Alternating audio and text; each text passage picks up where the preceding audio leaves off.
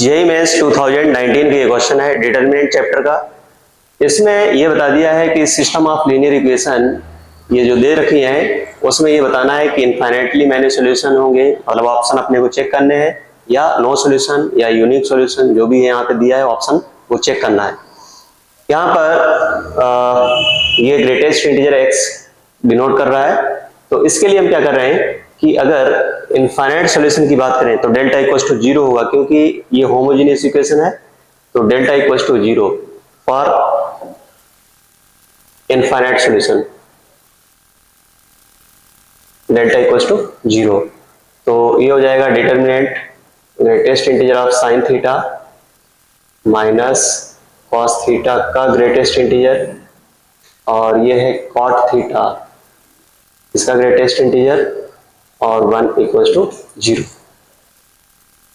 तो ये हो जाएगा साइन थीटा ग्रेटेस्ट इंटीजर इसका इक्वल्स टू हो जाएगा माइनस कॉस थीटा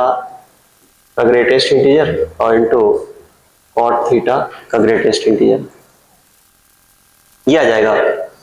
अब हम यहाँ पे चेक कर लेते हैं कि अगर थीटा की वैल्यू 0 से π/2 से 2π/3 है तो क्या ये कंडीशन सेटिस्फाई होगी, ऐसे हम चेक कर लेते हैं। तो अगर हम देखें तो सेकंड क्वाड्रेंट में साइन कैसा होता है पॉजिटिव, तो इसकी तो वैल्यू हो जाएगी 0 इक्वल्स टू, अगर हम देखें तो कॉस थीटा सेकंड क्वाड्रेंट में कॉस थीटा होगा निगेटिव, और माइनस साइन पहले से तो ये भी पॉजिटिव हो जाएगा, तो इसकी भी वैल्यू 0 आएगी,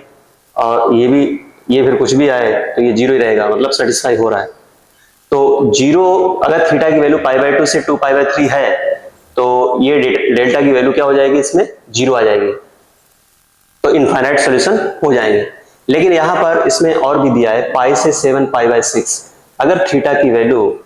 π से 7 π/6 दी है तो उस केस में साइन थीटा की जो वैल्यू आएगी यहां पर वो निगेटिव आएगी, और उसका ग्रेटेस्ट इंटीजर करोगे तो -1 आ जाएगी इक्वल्स टू।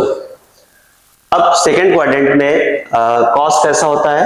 थर्ड क्वाड्रेंट में कॉस कैसा है, निगेटिव है, और माइनस साइन ये है तो ये पॉजिटिव आ जाएगा, यहां से यहां तक इसकी वैल्यू आ जाएगी 0। तो -1 इक्वल्स टू 0 ये गलत हो जाएगा, तो ये पॉसिबल नहीं, तो इसमें आपको इनफाइनाइट सॉल्यूशन नहीं मिलेंगे। तो पहला ऑप्शन इसमें दिया है have infinitely many solution if, तो ये तो गलत हो गया। हैव इनफाइनाइटली मैनी सॉल्यूशन ये सही है, और हैज यूनिक सॉल्यूशन, अगर इसमें 0 नहीं हो रहा है डेल्टा, इस केस में डेल्टा नॉट इक्वल्स टू 0 हो जाएगा, तो इसमें यूनिक सॉल्यूशन हो जाएगा, तो ये ऑप्शन इसका सेकंड करेक्ट हो जाएगा। ऐसे ही अगर और ऑप्शन देखोगे तो वो भी यहां से देखो, ये लिखा है थीटा की वैल्यू अगर π से 7 π/6 है तो इनफाइनाइटली मैनी सॉल्यूशन होंगे, तो गलत ही हो जाएगा, और यूनिक सॉल्यूशन इसमें नहीं हो सकता है, इसमें तो इनफाइनाइट सॉल्यूशन है और इसमें यूनिक सॉल्यूशन है, तो ये भी गलत है, तो इसका ऑप्शन सेकंड करेक्ट होगा।